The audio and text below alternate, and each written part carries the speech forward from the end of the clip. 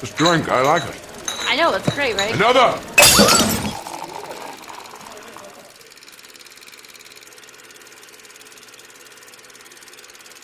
What's going on, everybody? Tom Chattelbash here. What the? I'm on a fucking Whoa. video. Wow. We're keeping that. You're keeping so that. formal today. Jesus Christ. I feel like I'm filming one of my Wow. videos. Jeez, I'm that cashed. Okay.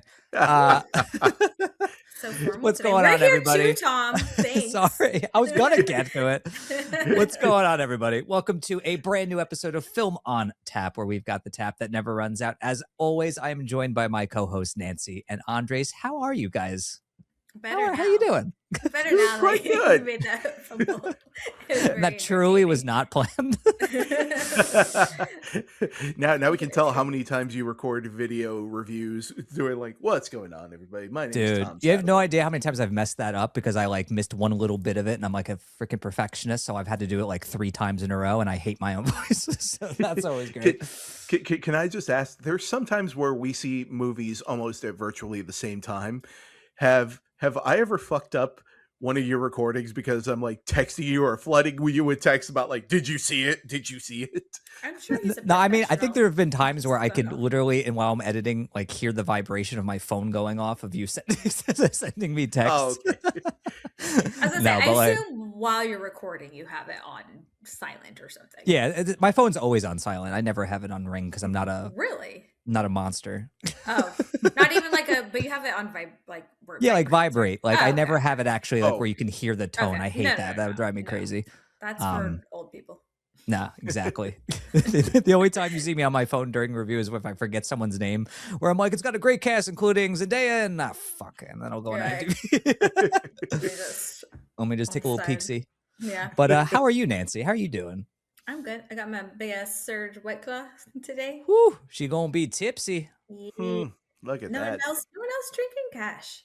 Come on, Sorry, guys. I got coffee. I'm I'm the the- tap I'm- on Film on Tap. I'm the upper, you're the downer. Okay. And I've got nothing because I totally spaced on my water, but I'm a pro and I'm gonna keep going. You spaced on your water even after Tom said. I literally "Do asked you need beforehand, do anything? you Your need water?" Yeah. Unbelievable. I had the wrong water bottle in front of me right now. Oh, So I see. Okay. See, I would ask you how you're doing, but now I know. Sad. Dehydrated Cottonmouth. is how he's doing. Yeah, very dehydrated. especially after this Odyssey, right? Oh. Oh, Okay, ooh, that was an interesting choice of segue. Okay. Okay. We'll see what that means later, I guess. I guess I'll try to use that as a springboard into today's show, but we've got a huge show for you today. We got a few big trailers to talk about. And of course, as Andres alluded to, we're going to be talking about the big movie this summer, The Odyssey, since it is finally in theaters for everyone to see. So we're going to be delving into that one and giving our spoiler-filled thoughts. So without further ado, we are jumping into today's show. The first trailer I feel like we need to talk about is the trailer for Digger. This is the new Tom Cruise film from the director of Birdman. I would try to pronounce his name, but I will in fact butcher it. Andres, would you like to give it a whirl? Oh, wow. Yeah, isn't it Andrew Inarritu? Andrew Inarritu? Andre Inarritu? No? It is now. Nope. No? Okay. I'm so glad I Now- handed now, it to you. now that I've messed it up, and I Well, should now- know. Threw him under the bus. Alejandro. Alejandro, there we go. There you go. There we go. All right. Now that we've established that. But anyway, Tom Cruise plays the head of this huge company that apparently causes this global disaster, and it's up to him to fix that global disaster. And we got our first big trailer. We got a little teaser for it a while ago, but this is our first big peek at the movie and our first big look at Tom Cruise's performance as the titular character. What do we think about this trailer? Is it what we expected? Is it something jarringly different? Let's start with you, Andres. Oh. See, He I... said, oh. Oh. Oh, boy. So here's the thing. I think Alejandro Inarritu is very much one of those directors that anytime he makes something, he doesn't make the same movie twice. Every movie is kind of a different risk. It's a different tone, and this feels so radically out of left field for not only him but also What Tom other- Cruise as well. What other movies has he done for the people he's- and me who don't know? He Yes, did Birdman. He he's- did The Revenant, right? He said Birdman. Yeah, he did Birdman, The Revenant. He also Okay. did Ooh, Amores sorry. Perros, Did he which do was Roma? really great. No, that was Cuarón. That was Cuarón. Right? Cuarón. Yeah, Yeah, there yeah, you never go. mind. Those are very different movies. Okay. No. Mhm. Yeah, but This feels more like it's definitely supposed to be a dark comedy and definitely more along lines of Birdman. So yeah, but in terms of the actual trailer itself, I think this is the trailer that we're talking about, but it's basically just a big vignette of nothing but Tom Cruise movies. Like I'm certain that this is the trailer that got released, right? Wait, no, Well, there's no. You didn't that's see the the. Oh no, teaser. yeah, you saw the Yeah, teaser for. No, that's Oh, the there was like a full teaser. length trailer that came out. Yeah. oh, because I saw that directly in front of the Odyssey. I was Yeah, like, I oh, Oh, saw is this a that new one? one. That one's so in theaters. so Yeah, if you I saw the saw one that one where the too. whole first half is like his other Tom movies up Cruise leading up to this, that's not the himself. trailer. Yeah, that's the Yeah. Oh, teaser. okay. Oh no. Well, I guess fun. I'm gonna pivot to Nancy. Nancy, what did you Yeah. think of this trailer? Well, But I it just looks saw cool. a montage of Tom Cruise for the for the teaser trailer. Yeah, so past that, after that happens, basically as Tom said, is that it sounds like he created a like global warming disaster esque type thing, and now he has to go fix it. It's very much reading Tropic Thunder, so because of that, I'm excited. Tom Cruise was hilarious in Tropic Thunder, and so I think if we can keep those same vibes going in this, then I'll like it. However, I am a little on the fence because some of it does seem uh, the kind of humor that I'm not really into. It's just very over the top, and it seems 50-50 of it's either going to be so outlandish that it's funny, um, like Tropic Thunder, but that's a huge risk. So I feel like it could go either way. Of course, I'm going to see it though. It's Tom Cruise, and it's him being like in a comedy again, over the top hilarious. So I want to see it. It's just I feel like it could go either way. Yeah, I mean, this one is a swing, man. This one is Mm-hmm. a big swing. It feels like this hybrid of like Doctor Strangelove and Tropic Thunder. And like it's not at all what I expected. I really wasn't sure what to expect, but I'm in. I more than anything just want to see Tom Cruise in something other than an action movie. So like Mm-hmm. this is a real refreshing change of pace. We get to actually really see him act, even though in these action movies that he's in, he's still giving great performances. But like this really gives him a chance to remind us that he is an unbelievable actor. And I feel like he can always nail comedy. You know, we've seen that time and time again, whether it be Rock of Ages or Tropic Thunder. I mean, the guy can do comedy time and time again. Um, and I'm loving his performance here. The makeup's great. I think the production design and the camera work looks really interesting. It's definitely trying to be like a dark comedy.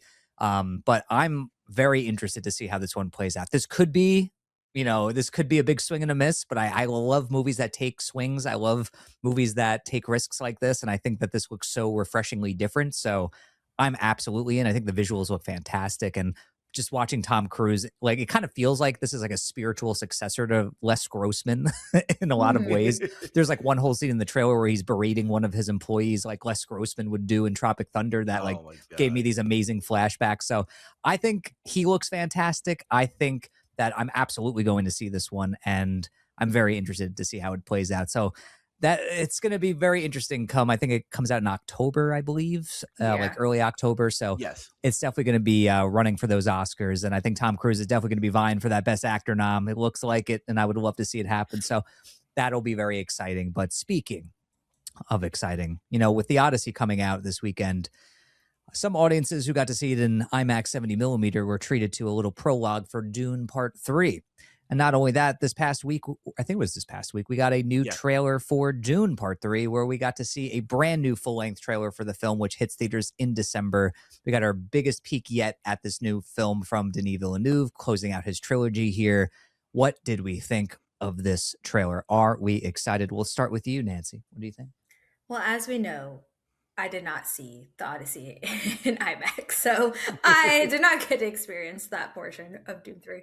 But the trailer, I love that we're leaving off with Zendaya yelling at him and being upset that he freaking goes with Florence Pugh and betrays her. And this looks really, really good.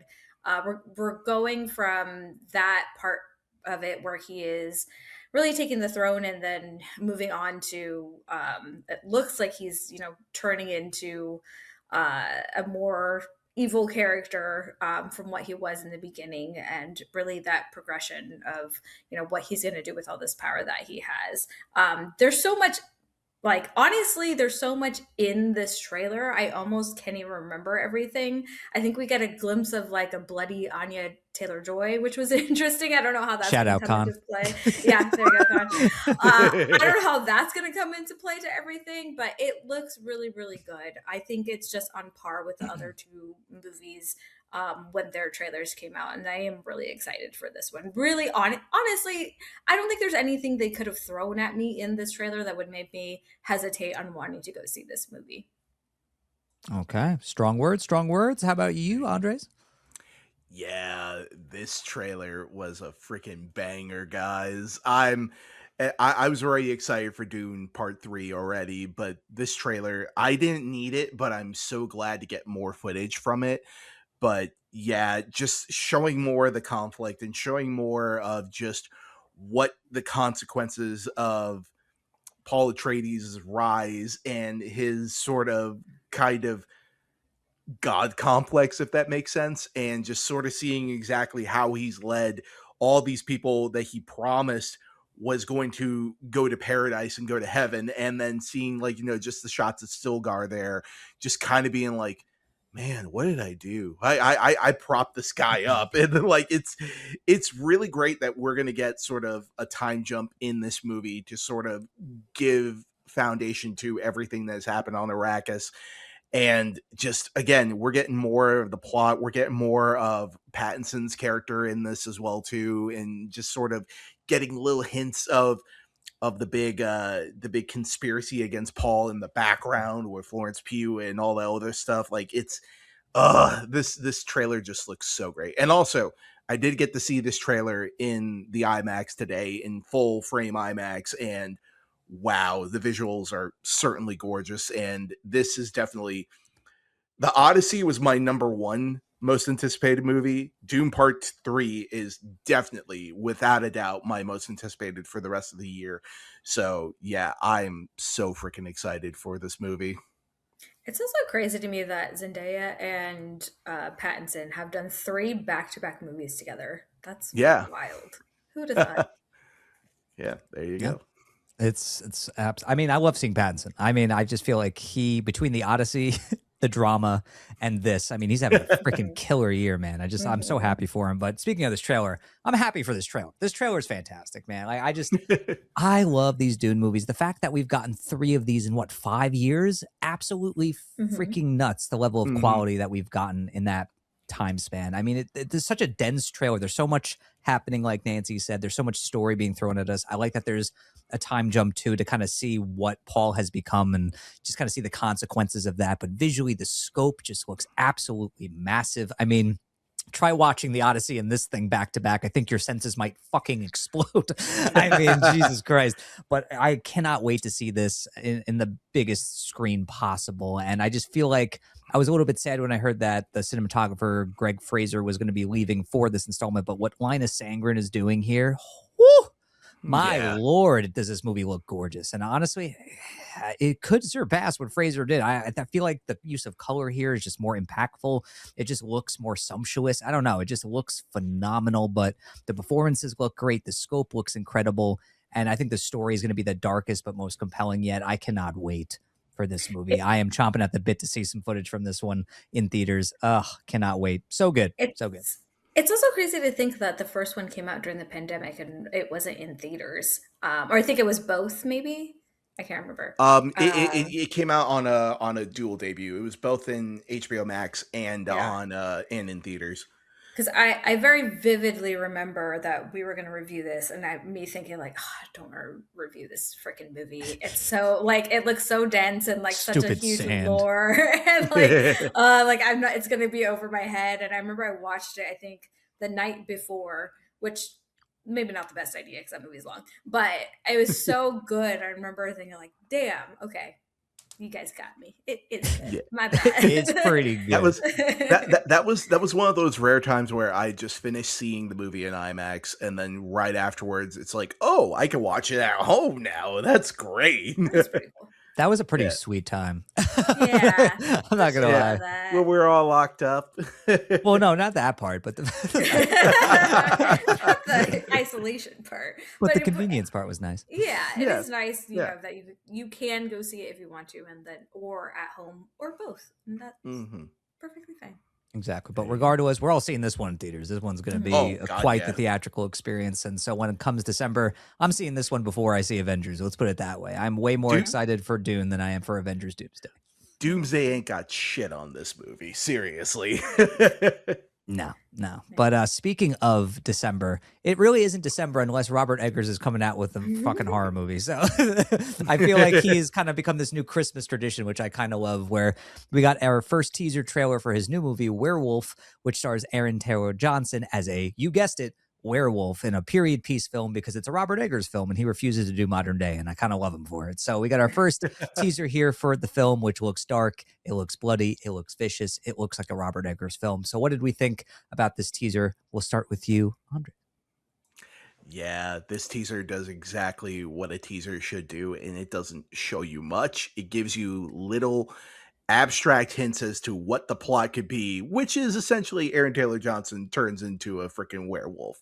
And the brief glimpses that we've gotten at all the secondary characters, it looks very much like an Eggers movie. And then also on top of that, just the small little glimpses of the transformation that we got in the trailer look so painful and so gruesome and so just like I know once we see that movie in theaters in December, it's going to be one of those that we're just going to be like, man, how about that transformation? And also, I just love the fact that Eggers is still one of those filmmakers that when it comes to portraying a previous time or a past time, he really doesn't make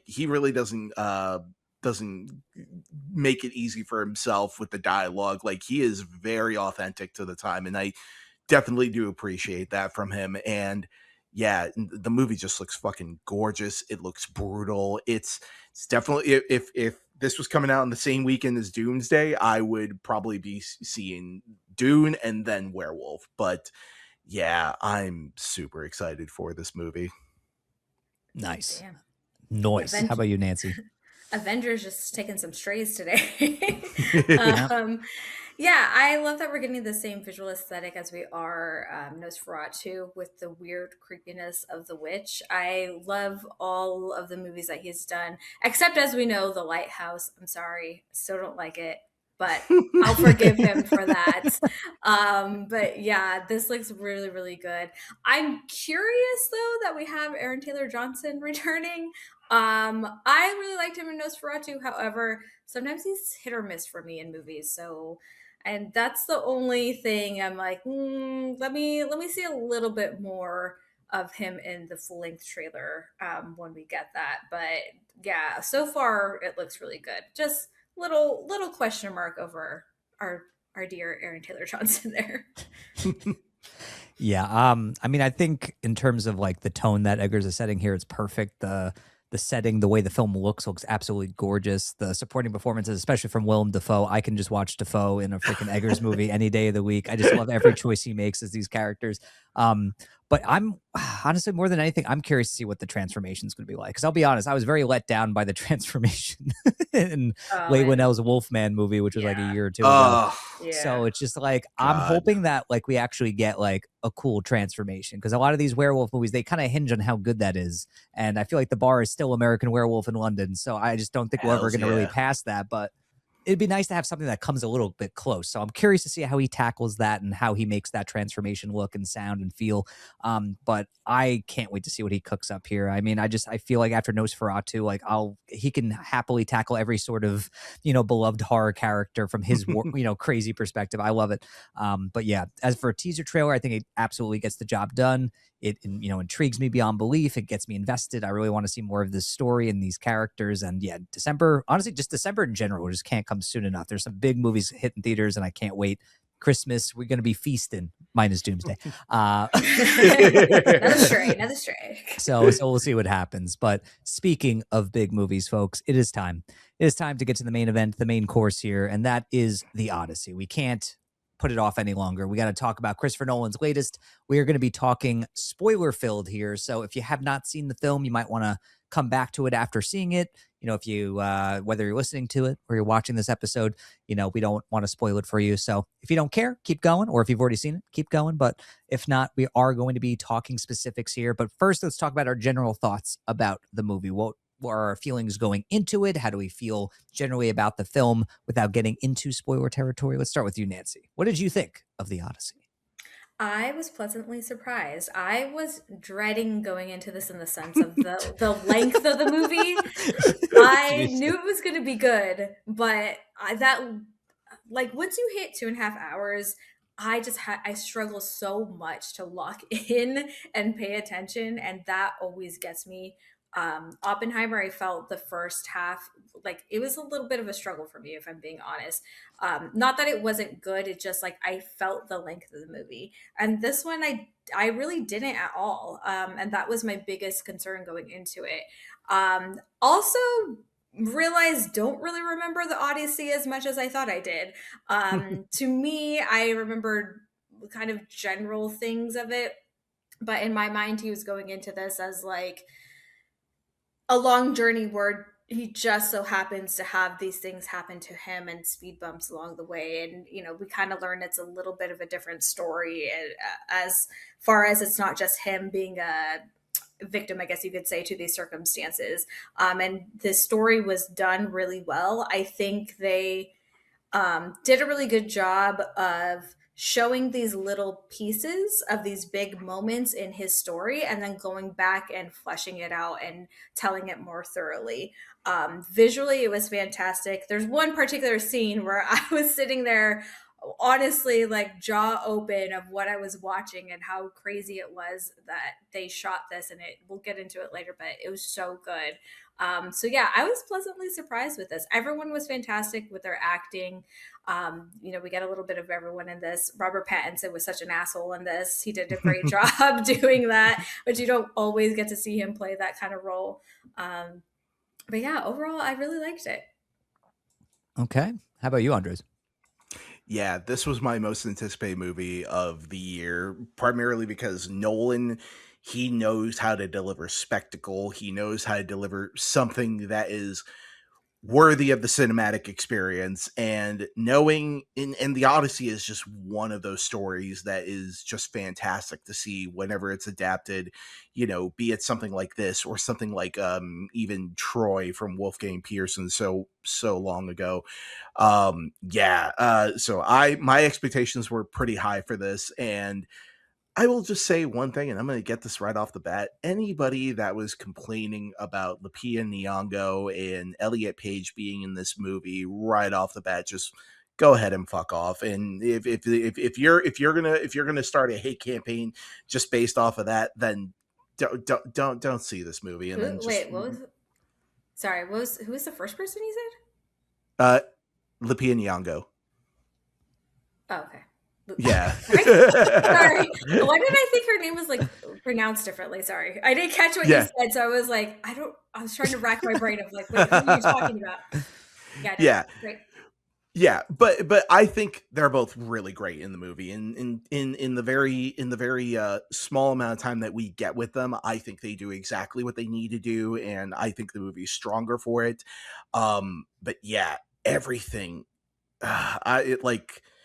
really just going in and seeing this movie on a big IMAX screen, which if anyone has the ability to see this in either 70 millimeter IMAX or even just like an IMAX GT digital projection, this is what you go to the movies for. You go to movies to get transported, and I felt truly transported all throughout with the scale, the storytelling, and just seeing such drastically different set pieces between, like, you know, like stuff that goes into the horror elements, stuff that goes into the fantasy elements, and then just even stuff where it feels like a long, like what's the best way to say this without spoiling it? It just feels like a big Odyssey, for lack of a better word. It is the Odyssey. Yeah, and just pairing that with Nolan's direction and also Ludwig Göransson's fantastic score. I mean, this movie definitely delivered for me, but I will say it is not perfect, but it is certainly a cinematic experience, and it's certainly a spectacle. And I I really, really dug the hell out of this movie in so many capacities, and we'll go into it. But yeah, this is a big recommend from my end. Damn, and it had everyone in it. Shout out to I didn't realize Gary Petir was going to be in this movie. I was so excited to see him. Remember the Titans. There you go. Continue. Yeah, I mean, I'm with you guys. I mean, I think the movie is absolutely phenomenal. I mean, this genuinely is like why you go to the movies, why you want to see a movie on a big screen with a great sound system. Like, this movie is meant for that. Nolan makes event films, and I just feel like there's a reason why his name sells tickets and gets butts and seats. It's for movies like this. I mean, I had extremely high expectations going into this one, especially with all the rave reactions beforehand, but still, because it's a Nolan film, it looked phenomenal. And the Odyssey has always been a story that I've always found to be really interesting and entertaining and just like very timeless. So I was really interested to see what he was going to do with it. And I loved what he did with material here. The cast that he's assembled here, the visuals, the scope, it's like overwhelming at times, just how enveloping this is. And I just love how he's still such a passionate proponent of old-fashioned filmmaking where you're using practical sets, you're taking actors to real locations, you're really shooting on the water, you're using in-camera techniques that have been used by the masters in the past. You're not relying on CGI and blue screen to tell your story. And it's on full display here why that is just such a load of difference compared to most modern blockbusters, why this one is the kind of film you want to see on the big screen because it looks so real. It looks so tactile and grounded. It feels like the Odyssey, almost as if it was taking place in modern times, because it just feels that immersive. But it's just a testament to his filmmaking and to his creativity and just his vision here, where it's not only grand in visual scope, but emotional scope as well. There's so much to talk about this one, but like Andres, I don't think the movie's perfect, but I've seen it twice now, and I just feel like it even got better on the second viewing, and I cannot wait to talk more about this one. So I think the general discussion is over. It is time to finally talk specifics about the Odyssey. So, like, what were some of the things for you guys that stood out or that you really want to talk about off the bat? Damn, how'd you see it twice already? Good for you, Tom. I tried. Yeah, those press screenings, they really help, right? That's well, the first one I didn't get to see in IMAX, so the second time I made sure I saw it in IMAX. Makes sense. Did you see it in 70 millimeter? No, those are sold out till like August. Yeah, unfortunately. yeah, it's absolutely absurd. That's the last way I want to see it. I've seen it now in 70 millimeter and in IMAX. Now I just need to combine the two. Yeah, now you just need to see that. Yeah, but yeah, I mean, right off the bat, could we just talk about the Cyclops sequence? Oh, fucking amazing. Ooh, yeah, just really incredible what Nolan was able to do in terms of portraying. And again, most of that was shot with a combination of practical and puppet work. And I'm just like, he blends the two so seamlessly to the point where it feels way different than any of like the CG fare that we've seen in the past previously. And just with the audio and just with just everything that he does in terms of portraying that moment, like the second that the Cyclops gets stabbed and he gets stabbed in the eyeball, like, oh my God, that sound design. Oh my God. I could still hear that scream. Each time I've seen it, it is just like overwhelming. Like, it's just like, it's so piercing. Holy shit. Were you guys able to understand what he was saying? Because I could not understand. No, I wasn't able to. No, that was my only qualm. Other people have heard words. I have not heard words. Okay. Yeah. I wasn't sure if I was the only one. I was like, he's saying something, but I don't know what he's saying. Apparently he was calling out to Poseidon, where apparently some people have said that they were able to hear it. Maybe it's just the theater that they were in. They were actually able to hear it, but I didn't. Yeah. Okay. Yep. Closed case. Closed case. But yeah, that sequence was amazing. I don't know if you guys saw the behind the scenes photo they just released of like the 60-foot puppet that they made to be the Cyclops that they used for reference for when making like the CGI version of the character. Just insane. That's crazy. Love it. Yeah, and just having that scale in there as well too. Like, how'd they fit that thing in there? And of course, shooting in a cave that apparently was the birthplace of Zeus, as they call it over there. Just cherry on top. Oh, see, there you go. Well, the nice little mic drop from Nolan right there. The whole time I was like, why are you? I was like, just blind him. What are you doing? Just when he opens the rock, just blind him and run. But yeah, that I didn't realize that they were stuck in that cave for like several days. From what I remember, it was just like a like very quick in and out thing. So that was interesting. Mhm. Yeah, they were stuck in there for so long. Also, when he was like, "Ooh, cheese! Someone made cheese and is eating it," I was like, "Dude, no! You don't know what's. You're in a random cave. Don't eat that. Maybe it What was are you really doing?" high-end cheese. You don't know. I guess it partly. As he was Listen, like, "Ooh, it's really good." I was Ooh, is like, this "Okay." brie? yeah, they just needed Mind Olivia blown. Wilde to come in and be like, "Don't eat the cheese." Shout out to anyone who's seen the invite. Nope, have not. It's a Sorry. great Oh, film. You should see it. Oh, definitely should okay. see it.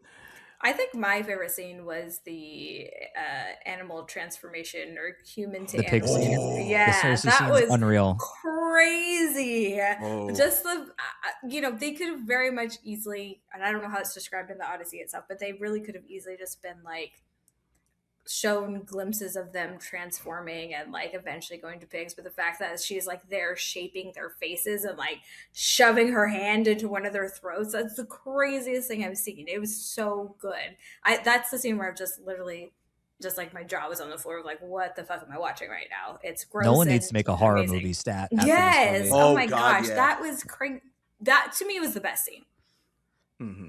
That I feel like from that, like Yeah. that scene was definitely like a pivotal moment where like the movie just locks the fuck in, Mhm. where like it's just like especially Samantha Morton in that scene. Shout out to her. Her performance is incredible in the movie. Talk about making an impact in a short amount of time. She's so good as Mhm. Cersei. Yeah. Yeah, no, she was great. I mean, but I think we would be, I think it would be a mistake to not mention the fall of Troy as like not only just an amazing set piece, but just that to me is probably maybe one of Chris Nolan's best composed set pieces just in general. Like going from even the intrusion of the Trojan horse in Troy and then seeing the downfall and just how that's all coordinated with like all the buildings falling and just all this chaos happening all around. Like it is such an impactful moment when you get to that point, and it's probably for me it's probably one of the best renditions of that particular not necessarily point in history but that point in mythology as well. And I Mhm. think Nolan really came to play with that moment in particular. Yeah. So yeah, I it was mean, so good. even getting those drums that are like increasing, they're like going faster and faster as they're trying to open the gate and you have all the people coming. Like I think they did that twice in the movie and it just really emphasized and had you like lock into that scene. I think it was done so well. And also I like how it's almost two different point of views of the first time where they go in, it's like almost like a victory. And then the Mhm. second Mhm. time when he's recalling it, it's the complete opposite where he realizes Yeah. how brutal and awful they actually were and that he was leading the charge to it. And I remember the first recall of it where they're all coming in and like it shows them all literally just like screaming and yelling at each other. Literally in my head, I was like rolling my eyes like, ugh, men, what are you doing? Of course, like what a dude thing to do, just like scream at each other, like, yeah, we got in. And so it was kind of nice at the end where he's like, yeah, no, that was as much as a victory as it was. We were so brutal. And then you actually see who he's seeing as Athena was in fact someone that he saw get brutally murdered in front of him during that time. So that was also an interesting way to tie that in. Hmm. Yeah, no, I Oh really god. love the way he recontextualized that scene where like it was super effective from both perspectives, and even more Mm-hmm. so on the second, version of it where Odysseus is having that amazing conversation with Penelope, and he's recalling the event and really kind of explaining why he didn't even want to come home because that's a huge point of the film of why Odysseus doesn't want to return home to Ithaca, and I feel like it just really hits home, pun intended, um, in that moment of like why he didn't want to return. And it's just a great emotionally powerful moment. I think it's one of Nolan's best put together sequences in his career. I just feel like that whole, like, you really need to land the plane there. Like that third act, if Mm-hmm. you don't land that third act, especially for this story, that the movie just crumbles on itself. But I honestly think this might be his best third act. Like especially Okay. after watching it a couple of times, like just from the moment Matt Damon as Odysseus says, I'm bringing it all, from that point forward, it's Ooh, just yeah. like a Yeah. nonstop win. Like What a vibe. everything headed into that, you know, um, I guess tournament of sorts of like trying to prove themselves to Trial. Penelope. The Yeah, trial. What the they call it. trial. You know, Sure, just sure. everything leading up to that, and the trial itself is just the payoff is just incredible in this one. And I think Nolan has come a long way in terms of his hand-to-hand combat from the Batman series. So it was nice to see that because like Yeah. that's always kind of been his downfall in terms of action. So it's great to see some improvements there. But man, what a third act. But like, let's talk about the performances. There's so many people in this movie. It's hard to pinpoint one, singular performance that is, truly fantastic or a standout. I think there's so many good ones in this movie. I think the big question mark I had going into this one was Matt Damon. Oh, Because really? Okay. yes, Well, yes. Yeah. because Yeah. look, I love him. I love him as an actor. Yeah. But I was worried that his face was going to take me out of the story because it's just like seeing him in a period piece is not necessarily something that I'm used to. And I was worried it was going to take me out of the experience. But not only did that not happen, but I genuinely think this is one of his best performances in a long time. And he is fantastic as Odysseus. I'm curious what you guys thought. Yeah, now thinking about it, because I was thinking you were going to say something else, but now thinking about it, that was the issue and concern I had when I saw the trailers, was that it did take me out of the trailer for a second. I was like, oh, yeah, Matt Damon in a period piece is kind of awkward. But thinking about it, he's the main focus of the film, but he's not in it. Not a lot. I don't know how to say this. It's not like he's the focal point in the sense of like he has a lot of scenes by himself. Like he's around a lot of other people, and so I wonder if that also helps kind of diminish that Matt Damon effect of getting just him on screen. But I think he did a really good job, and yeah, it didn't take me out of it at all. Yeah, I mean that scene where they're going by the sirens and he's strapped to the mast. Oh, Have you seen the meme where it's like a shot of him and it's like the song is actually Scotty Didn't Know? Like that's what he's hearing. The song did you hear? I was wondering when those Scotty memes would didn't start. know. Oh, the second this movie comes out on digital, there's going to be so many memes out there. I mean, but I agree with you. I was questioning the casting of Matt Damon as Odysseus, and I think he delivered exactly what he needed to deliver. I don't think he was necessarily the perfect choice, but I think he delivered a pretty strong performance for his career and for just overall in general. I thought he was really good, and I was on board with him the entire time. The one person that I was particularly concerned about was actually Tom Holland. And interesting. I think Tom Holland really, really, probably for the first time, he looked like he was older than 20 years old in this, and like I felt like, oh, okay, he's starting to kind of grow into his own way as being an actor, or not necessarily a leading man, but on his way to that point. You know what I mean? So yeah, like he was probably the person I was concerned with the most, but also, I mean, John Leguizamo for me was one of the highlights of the entire movie. I thought he was fantastic. He was solid. I was gonna say he was the one person that surprised me the most. And I will say, I know we're not getting into like what we dislike yet, but I think one of the things that stood out to me that I didn't really like was some of the dialogue in the beginning. It's a little clunky. It sounds a little too modernized sometimes, and Tom Holland specifically, as honestly as well as he did, he stood out to me in terms of like cadence and how they're talking. It just didn't feel right for the period. And then I'm sorry, am I boring you? No, I'm not at all. just It's a long kidding. day. I'm just kidding. Jesus, holy fuck, dude! Of all times to yawn. And not even like a silent Yeah, not yawn, even just a subtle one, like just like blatantly in her face. Jeez Louise. Anyways, but yeah, John Leguizamo, I don't know what it was. It was the way he was speaking. It was just Fucking yawning again. It was silent Yeah, this time. I'll give him that. I was trying. I'm learning from my mistakes. Okay. Did you really? Because literally, like your face was stretching out so much. Oh my god, that's hilarious. But yeah, John Leguizamo, like his cadence, the way he spoke, it just felt like it fit so well into the movie, and I was really surprised by his performance. He did such a good job. So yeah, he was my most surprising in the movie. Yeah, I have to say, there's been a lot of hate for Tom Holland's performance, but then there's also like some big defenders. Like this is my experience with his performance. The first time around, I thought it was fine. It didn't like bother me, but I was like, could have been better. I feel like, if this was the movie to prove yourself, you didn't quite step up to the plate. But then the second go around, I really appreciated his performance actually a lot. Because there's pivotal moments he needs to land.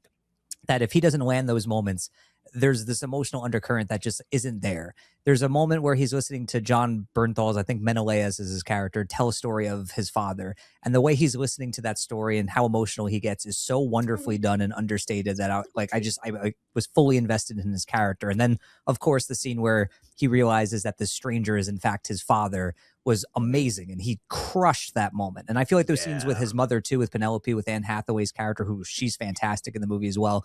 But I felt like that dynamic was great. I feel like anyone he shared the screen with, like he just had good chemistry with just about everybody. And I just feel like he's not, trying to vie for that Oscar. He's not doing anything too showy in his performance. It's more nuanced. And I appreciated that. This was one of the rare times where, like, outside of the Spider-Man films, where I was just like, yes, there's a lot of potential here for him as an actor. I wish he would tap into it more because, there's so much to shape here. I just want him to be able to have the time to do that. I want him to do other stuff besides Spider-Man. Yeah, I want him to get back to sort of what he was like before he joined the MCU. Like when he was taking stuff like what was the Flood movie called again? I forget. The Impossible? Yeah, The Impossible. Like stuff like The Impossible, or even stuff like the Whale.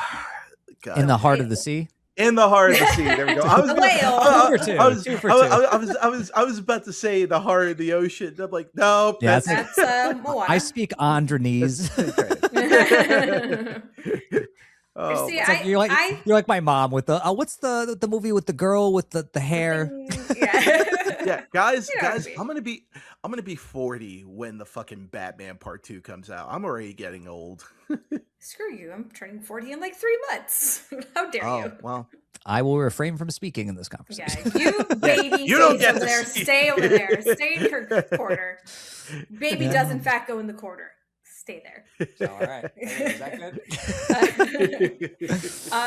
Yeah, as far as Tom Holland goes, I think for me, the time he like stood out the most is when he's responding to people. I think like you said, Tom, if he can build from there and keep like moving towards that, then I think he will be good. But I think the first half of the movie, I don't know, I just wasn't all that into his performance, but I felt like by the end he did get there. Mm-hmm. What did we think of Anne Hathaway as Penelope? Ooh, you could see her reaching for that Oscar with every scene. Oh yeah, I thought her performance was really great.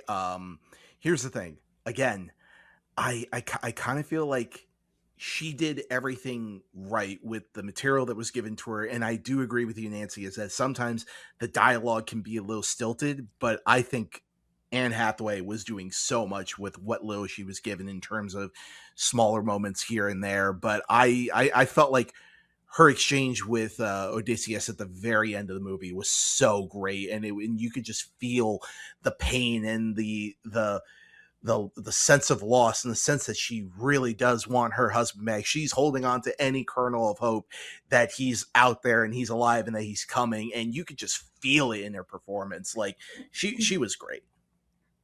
I will say there are a few moments where I'm like, nope, went a little too Anne Hathaway. Like you did a little too much. Did a little too much. Then she reel it back in. I was like, okay, we're back. Yeah, no, I think this is one of her strongest performances in a while. Like, it was great to see her kind of like tap back into like her like real raw talent, where I just like, okay, I missed this Anne Hathaway. It's good to see her again. Especially there's a couple of scenes she has with Tom Holland and also Robert Pattinson where she's just fantastic. And speaking of Robert Pattinson, he's just fantastic in this movie as Antonius. Oh my God, what a great slimy performance. I mean, the guy is just a genre chameleon at this point, very versatile. I love what he did with the character. Every like little choice he made, like the way he delivers lines, like it's like, why do we have these beggars in here? It's just like it's so funny. Just like he played it perfectly. Loved him in there. I love that for a majority of his performance in the third act, he's just going, "Get the sword, Yeah, that's get funny. the Get the spear, spears, the get the spears." shield." I'm He's not such a gonna little fight. coward. Such a Yeah, little coward. like, you all do that. Or like when he realizes that Odysseus is in front of him, he runs away so fast and he It's like, tries to go out the no. door and he's like, "Oh no, oh no." Like oh my god, I can't wait for someone to do the meme where it's just Rob what's his name, Bad Ape from Oh Planet of the Apes just going, no. "Oh no." So good. Oh yeah. Yeah. Yeah, no, but he was such a slimy bastard all throughout, and just And when Mia you Goth. realize, Screw you. oh my Screw you, god, Mia Goth. I'm so mad at her. Like, how yeah, dare you? yeah, especially when you find out that they're in cahoots with each other, and then you're just like, oh no, It's like, you oh bitch. no. You Oh, traitor. How dare you? Well, I love when she realizes it too, Anne Hathaway, when she sees like them very briefly and she puts it together. And the best part is at the end where she's like, no, you belong down there, and shuts the door on her. Best, such a good part. Yeah, chef's kiss. What were some other things that stood out to you guys? Any highlights for you that maybe you haven't tapped on yet? I personally love the underworld scene. I don't know about you guys. Yeah. I love the way he portrayed that. I love that whole sequence. I think Elliot Page crushed that scene. Oh Yeah. god. And I just think visually it was just so immersive and so different. And it was very haunting. And I feel like, especially when you see that scene in the trailer of him going like, "Let's go," and you think it's like a battle cry when really it's him Yeah. fucking running for his life from like this, band of the dead. Yeah. But like, I loved that scene because it was not only like visually gorgeous, but like it was just so like haunting in terms of like what took place in that scene, the exchanges that happened between Odysseus and Page's character. I thought that was so interesting and so emotionally compelling. His talk with Agamemnon was really interesting and really great. And speaking of Agamemnon, oh geez, that's a tongue twister. Agamemnon. Agamemnon. It's hard. Yeah. It's a difficult word. But talk about aura farming for an entire movie. Holy shit. how the fuck did Chris Nolan make Benny Safdie look intimidating and frightening at points? He's not even saying one word throughout the entire movie until That you get to the armor. underworld sequence. The guy with the thing, right? The bone thing on his helmet.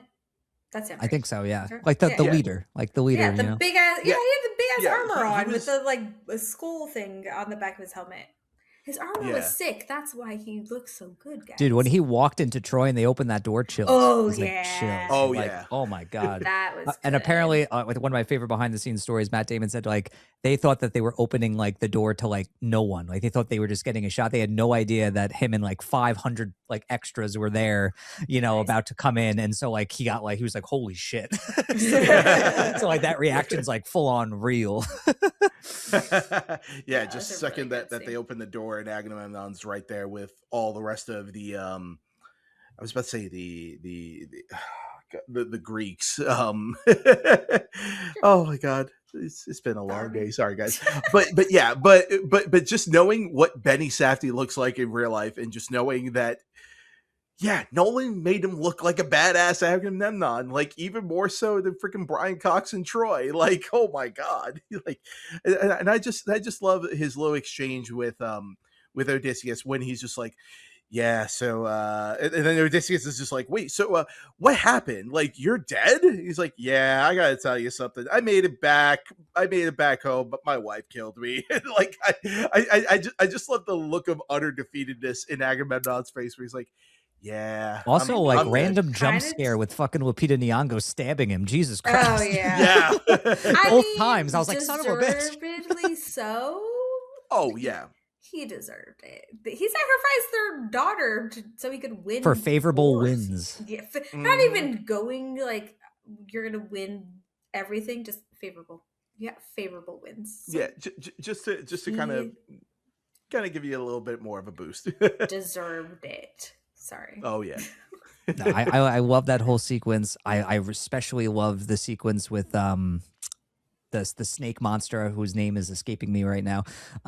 Like when they're on the boat and they get attacked because they have Oh, to make the right, choice of right. going into the whirlpool or Yeah. going through this narrow edge, which takes place after that whole underworld Oh, sequence where, Mhm. Odysseus is given that like prophecy of like, you're going to have to make this choice. It's up to you what you want to do, mhm. lose 6 men or you all die.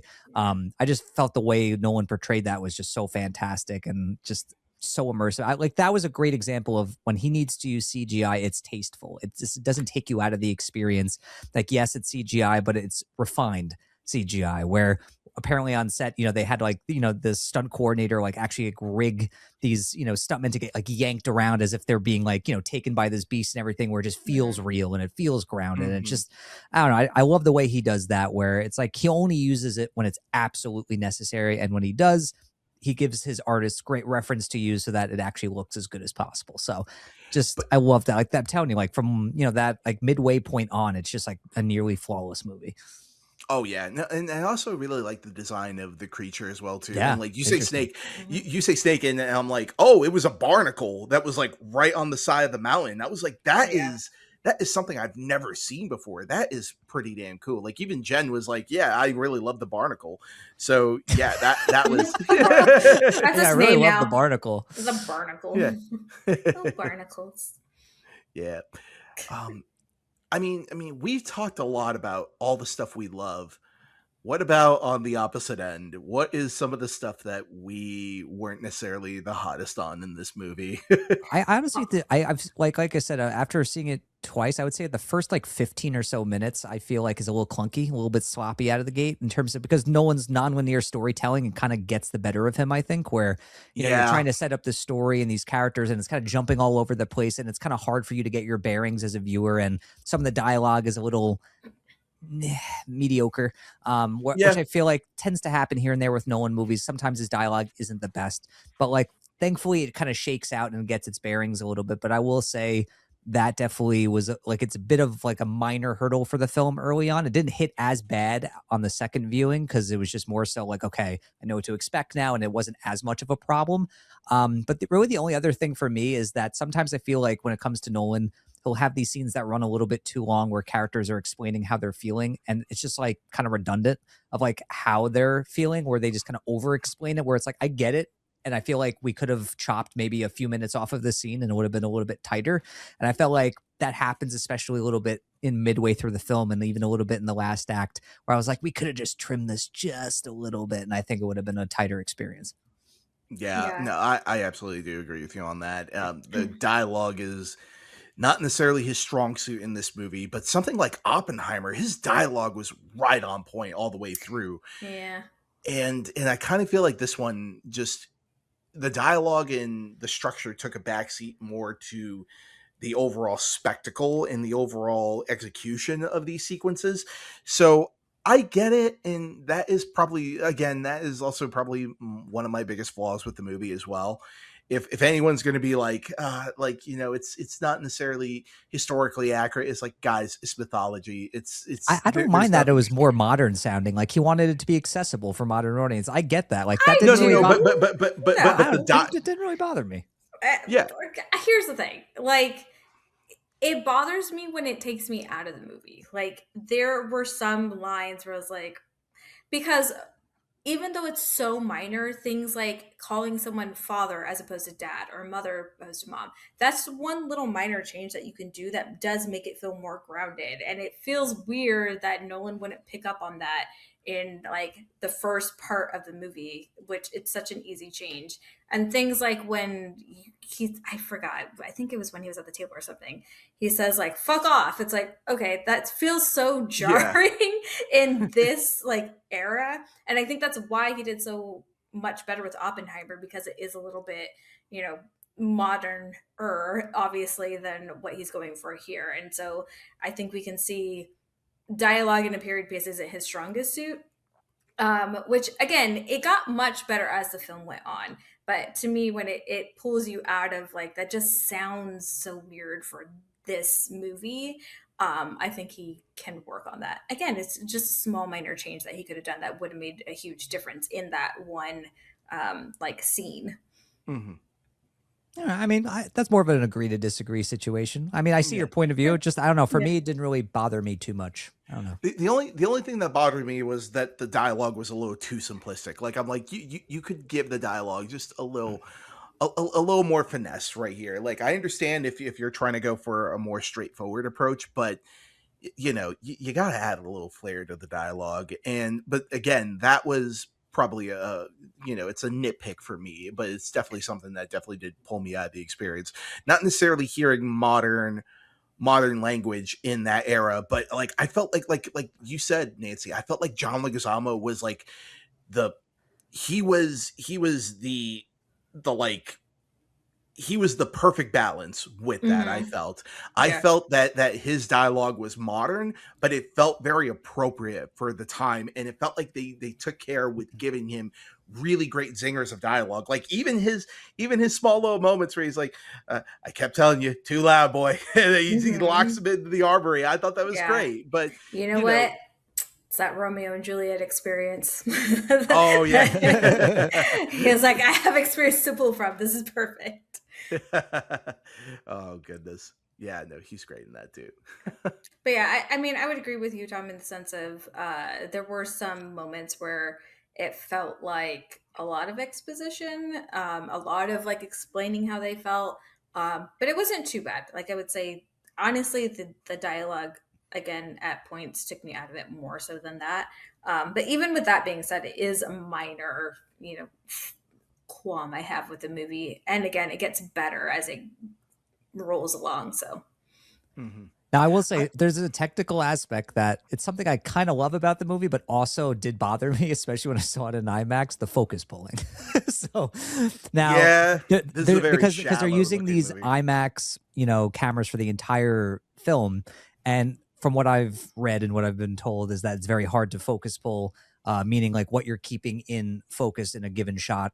For those who don't know, Mhm. but apparently it's very difficult to do with IMAX cameras, especially of this size.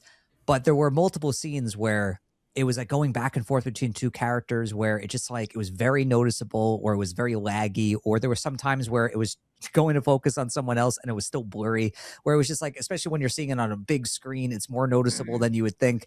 But I also kind of love it because it's like this is something that's never really been done before, so they're kind of working out the kinks, so it's like you're seeing that Mhm. happen in real time, so there's kind of this raw quality to it as well. So it's like I have a love hate relationship, but it's such a minor nitpick for me. But like it was like the one time where I really like noticed it in like a movie in quite some time.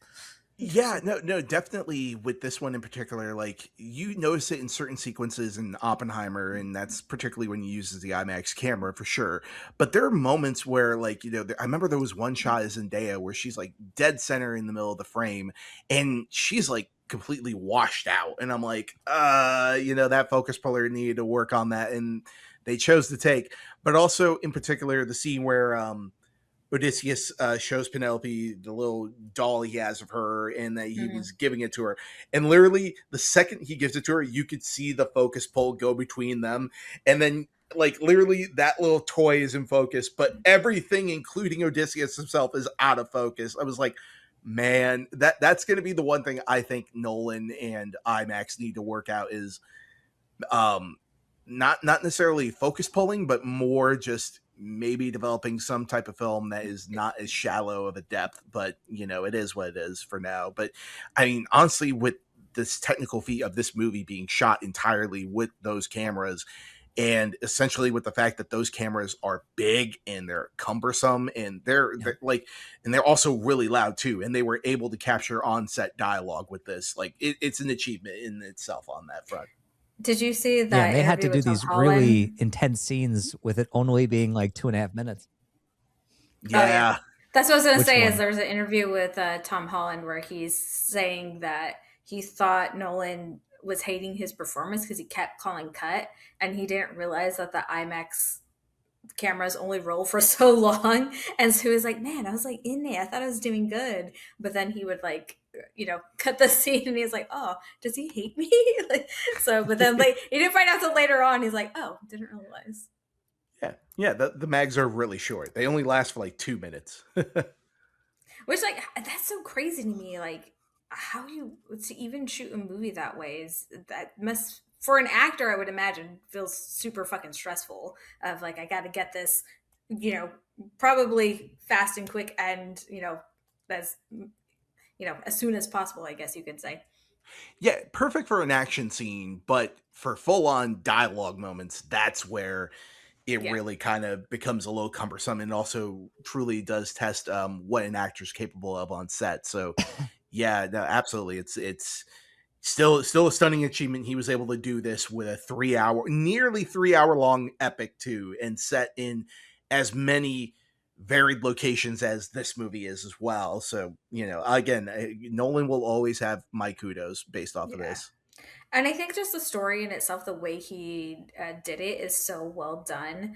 Again, because I didn't remember much of it. I know that he has a journey home. I know that all these creatures and stuff. But it's interesting that he almost brings it upon himself sometimes, where he's has this ego about him, even with the Cyclops, where he shoots the arrow and his friend's like, why did you have to do that? He's like, well, you took a few of our men. And it's like, well, now there's more gone. You're so mad that he killed some of them. Now there's even more dead.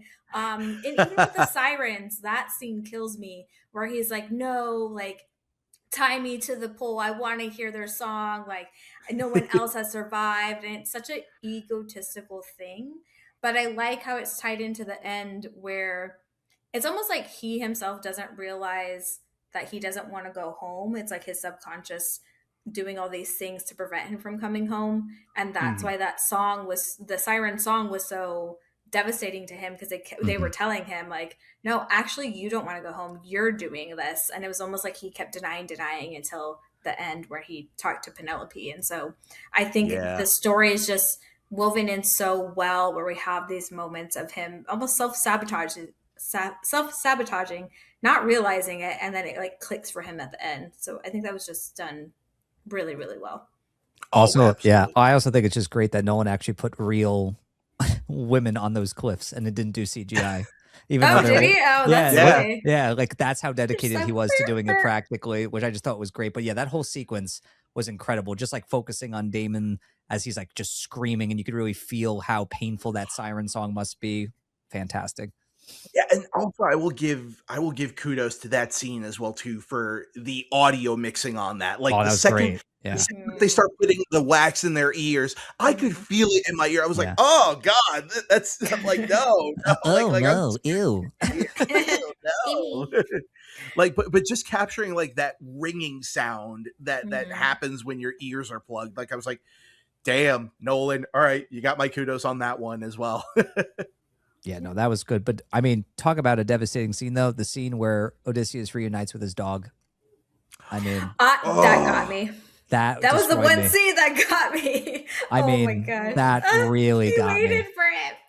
And then like the shot of his like little tail wagging, and and then and then you have that followed up right after, where he realizes Odysseus that's his dad, and for him to, which is crazy, he hasn't seen his dad in so long. He realizes it, but he almost knows he can't. This isn't the moment where I can acknowledge it. He's just hinting at the fact that he knows, and like, okay, let's go. We gotta do what we gotta do. And yeah, that combined with the freaking dog. The dogs always get me, man. It was so sad. How did you feel about the opening with John Leguizamo, where he just goes, "Yeah, that was your father's dog," and then it cuts to him like throwing puppies off the dog? I know. I was like, no. Yeah, both times the audience was like, no. Just makes it more special that he saved that one. So nice. Yeah, and then he Supergirl, this is how you connect with a dog. Okay, that's how you make now me Supergirl's feel. catching strays. Everyone's catching strays today. Oh my God. Oh, but the one thing I will say about Nolan movies, and I definitely think this movie is a prime example of, is I feel like the first time you see a Nolan film, it's just very overwhelming. There's so much going on. There's so much being thrown at you. It's such an enveloping, immersive experience where it's hard to appreciate the finer details or the nuances of the performances or just even the storytelling even. And I always feel like when it comes to Nolan films, you really don't have like a fully realized opinion of it until you've seen it twice, because the second time around, you know exactly what to expect. You can get your bearings more easily, and you can really start to appreciate more of the performances, more of the storytelling, little details maybe you didn't notice the first time, and you can start enjoying it a lot more. And you can also see like some of those nitpicks you had the first go around maybe aren't as prevalent this time around, where especially for this film on the second viewing, I felt like it was a much richer experience for me, where I felt like I was actually more emotionally invested in it the second time around, especially when it got to that third act where I think it just hit with this emotional wallop just because I felt more invested. So I have to say this one is a huge example of why I think Nolan films really are kind of just like very rewarding on repeat viewings. Oh, absolutely. And also with the fact that it's as dense as they are and Nolan completely trusts his audience to keep up.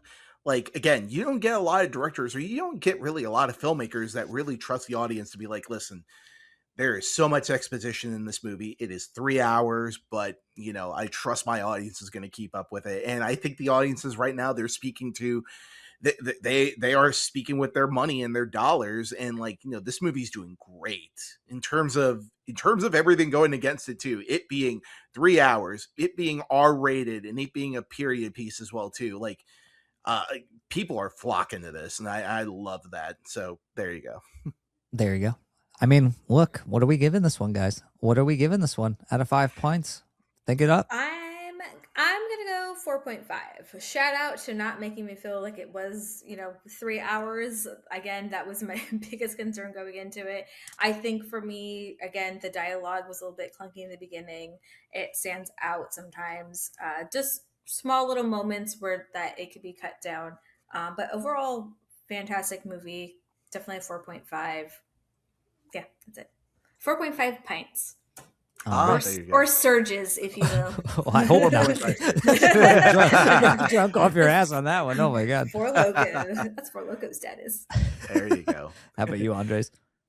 Well, it's definitely a strong spectacle to see on the big screen. And with so many positives for the movie in terms of the performances, in terms of the set pieces, and really transporting us to ancient Greece and to Troy. And just again, seeing the fall of Troy as a set piece, it was stunning. And then also just seeing the rendition of the Trojan horse in this. I don't think I've ever felt more tension at that particular sequence or that particular point in movies than they do in this. Like, people were drowning, people were already in a bad spot before they invaded Troy. And I really appreciated that there was so much more texture in this movie in terms of a story that we've seen so many times, and this is just done a little differently.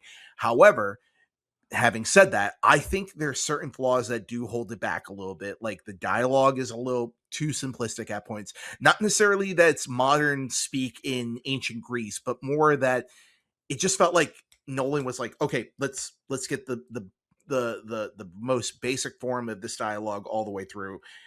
And it sometimes works and it sometimes doesn't. But for me, it's a minor nitpick. But overall, I think the movie is a really strong movie. It's one of Nolan's strong efforts. And also, I think it's probably one of his best in terms of really giving us a really diverse sense of scale and a really just spectacle filmmaking that you really don't see in this day and age. And I think Nolan really knocks out of the park. So on that front, giving it a 4.5 as well too. So go see it, and go see it in IMAX, or if you can, go see it in 70 millimeter IMAX or IMAX GT. All the IMAXs. All the IMAXs.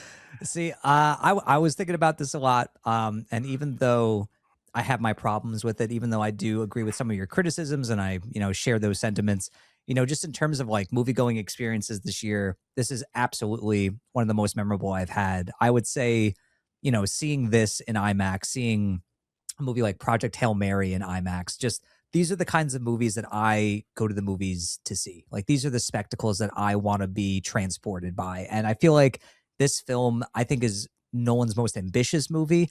And I actually really do think it's his most immersive. I just felt so transported. I felt so unbelievably entertained. And not only that, but also emotionally invested. And even despite the nitpicks that I have with it, I really do think it's a 5 out of 5 experience for me, at least. I love this movie. It's one of the rare movies I've given a 5 too, or 5 pints in this case too, all year.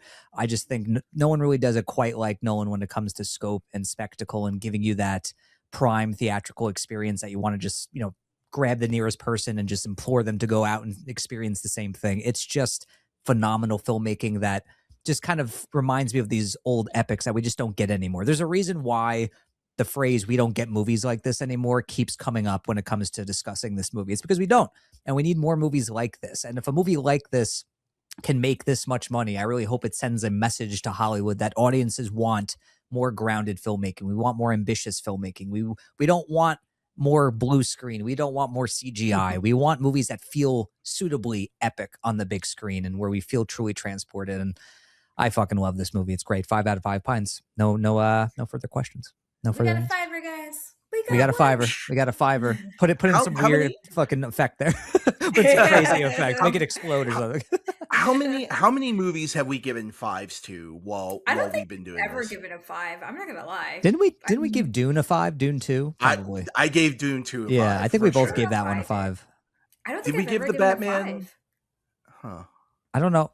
Did we give the Batman a 5? I don't know. You We'd have to go guys back have look at the play tape. definitely like a third. I want to say probably around 3. I want to say 3 5s. I don't think I've ever given a 5.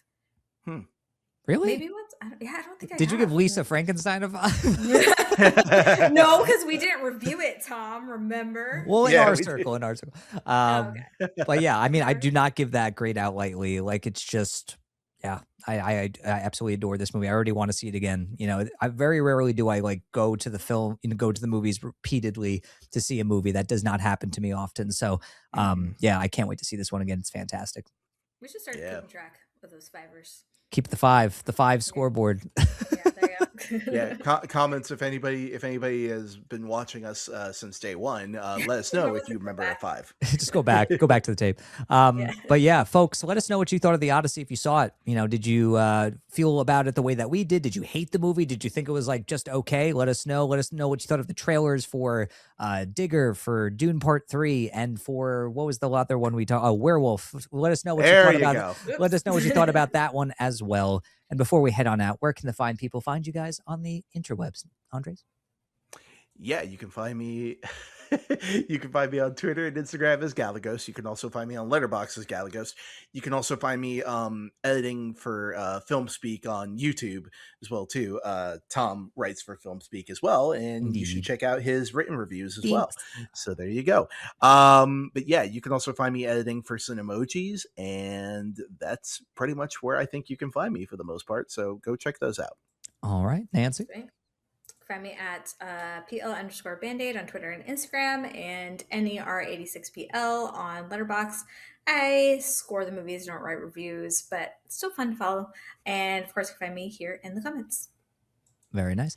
And you guys can find me on Twitter and Instagram at Tom Chattelbash. You can find me on TikTok at Chattelbash Reviews. Same goes for YouTube, Chattelbash Reviews there. And if you want to follow me on Letterboxd, you can follow me at T Chattelbash. Thank you guys so much for listening to or watching this brand new episode of Film on Tap, where we've got the tap that never runs out. Thank you for tuning in, and we will see you next time. Bye. Let me tell you something.